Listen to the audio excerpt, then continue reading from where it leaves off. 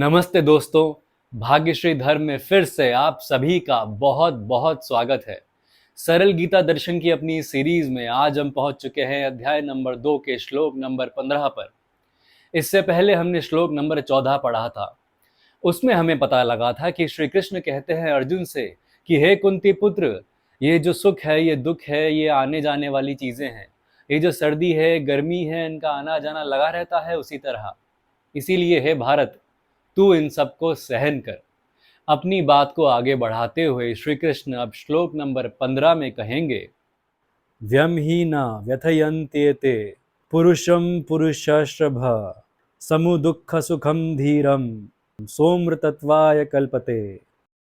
श्लोक नंबर 15 में श्री कृष्ण अपनी बात को आगे बढ़ाते हुए कहते हैं, क्योंकि हे पुरुष श्रेष्ठ, जिस मनुष्य को सुख और दुख समान लगते हैं, जिसको इंद्रियां और विषय के संयोग व्याकुल नहीं करते, असल में ऐसे ही मनुष्य मोक्ष के योग्य होते हैं।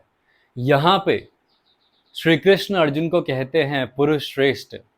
पुरुष श्रेष्ठ का मतलब हुआ वो मनुष्य जो पुरुषों में श्रेष्ठ है, मतलब जो मनुष्यों में श्रेष्ठ है, जो महाबलशाली है, महाप्रतापी है और साथ ही साथ अर्जुन जैसा विचारशील भी है। श्री कृष्ण कहते हैं कि हे अर्जुन, जब तुम दुख और सुख को समान समझने लगोगे, जब तुम्हें ये ज्ञान प्राप्त हो जाएगा कि सुख और दुख दोनों एक ही गाड़ी के दो पहिए हैं, तब तुम्हें ना तो भौतिकता व्याकुल करेगी और ना ही तुम्हारी इंद्रियां तुम्हें व्याकुल करेंगी, तुम्हें परेशान करेंगी। और जब ऐसा हो जाएगा तब तुम मोक्ष के योग्य बन जाओगे। इससे पहले के श्लोकों में भी हमें बताया गया था कि दुख और सुख तो आने जाने वाले हैं, इनका आना जाना लगा रहता है। और जो मनुष्य दुख और सुख दोनों में समभाव रखता है, मतलब एक ऐसा भाव जिसमें ना तो वो बहुत प्रसन्न हो जाता है, ना ही वो बहुत दुखी हो जाता है, क्योंकि वो जानता है कि ये दुख है, ये भी खत्म हो जाएगा, और ये जो सुख है ये भी खत्म हो जाएगा, इनका आना जाना तो लगा रहेगा। ये कुछ उन अतिथियों की तरह हैं जिनको बुलाया नहीं जाता, वो खुद आते हैं और अपनी मर्जी से चले भी जाते हैं। तो ऐसा संभाव रखने वाला मनुष्य, उसको कभी परेशानी नहीं होगी, उसको कभी दुख और सुख परेशान नहीं करेंगे। यहाँ पे एक बहुत व्यवहारिक बात हमें याद आती है। सबसे पहली बात तो ये याद आती है कि जब सुख हमारे जीवन में आता है, तब हमें आश्चर्य होता है कि हमारे जीवन में सुख कैसे आ गया। हमें ये लगता है कि ये सुख आया भी है तो भी क्षण भर के लिए आया है, अभी देखना ये खत्म हो जाएगा, अभी देखना कोई ना कोई दुख वापस आने वाला है। सुख को तो हम ऐसे जीते हैं जैसे ये बहुत ही बेकार चीज है और सुख भोगने से हमें शायद कोई पाप चढ़ जाएगा। लेकिन जब दुख हमारे जीवन में आता है और बार बार आता है, तब हम दुख को बहुत ही अच्छी तरीके से जीते हैं। तो यहाँ पे ये कहना भी गलत नहीं होगा कि जब दुख आता है तो हम उसे बहुत ही प्रोफेशनल तरीके से मनाते हैं, बहुत ही पेशेवर अंदाज से हम दुख को भोगते हैं।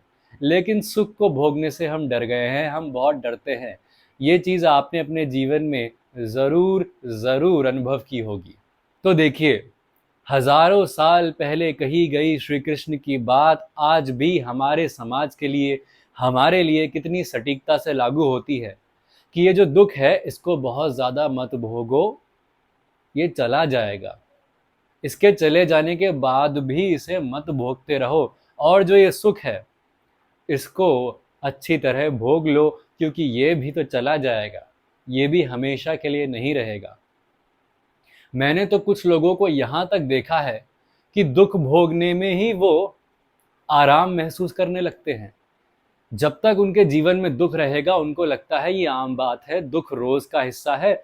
और जब उनके जीवन में किसी भी कारणवश, किसी भी रीजन से कोई सुख आ जाए, प्रसन्नता का कोई पल आ जाए, तो उनको फिर ये संशय होने लगता है कि मेरे साथ ऐसा क्यों हुआ। आखिर जो ये सुख आ गया है, ये कौन से बड़े दुख से पहले आने वाला सुख है, और अब कौन सा बड़ा दुख मुझे भोगना पड़ेगा। ऐसा करके वो सुख भी नहीं भोग पाते। वो ये नहीं समझ पाते कि ये जो दुख है, ये सुख है, ये आने जाने वाला है, ये आता जाता ही रहेगा। और यही श्री कृष्ण हमें समझाने की कब से कोशिश कर रहे हैं। तो फिर आप बताइए, ऐसी मानसिकता के साथ हमारे जीवन में तनाव कैसे नहीं आएगा। क्योंकि सर्दियों के मौसम में हम गर्मियाँ याद करते रहेंगे ये सोच के कि गर्मियाँ बेहतर थी, और ये भुला के कि सर्दियों का मौसम भी अपने साथ कई उपहार लेके आता है, और गर्मियों के मौसम में सर्दियां याद करते रहेंगे ये भूल के कि गर्मियों के मौसम के भी अपने मायने हैं, वो भी ज़रूरी है। तो फिर ऐसे में तो हम परेशान रहेंगे ही रहेंगे ना। अगर हम अपने आप को इस पिंजरे में, इस दृष्टिकोण के पिंजरे में बांध के रखेंगे, तो फिर परेशानी तो हमें ही होगी। तो फिर दुख को हम क्यों इतना पकड़ के रखते हैं जितना वो कभी था ही नहीं? उसको इतना क्यों भोगने की कोशिश करते हैं जितनी कभी उसकी क्षमता थी ही नहीं? और सुख को अपने पास से क्यों इतना धकेल देते हैं?